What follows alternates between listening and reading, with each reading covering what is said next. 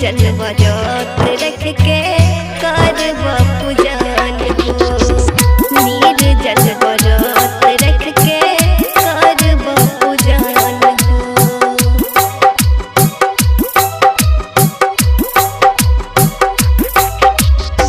जीत महान दे दे एगो ललन हो। जीत महान दे दे एगो ललन हो। निर्जल व्रत रख के करब पूजन हो।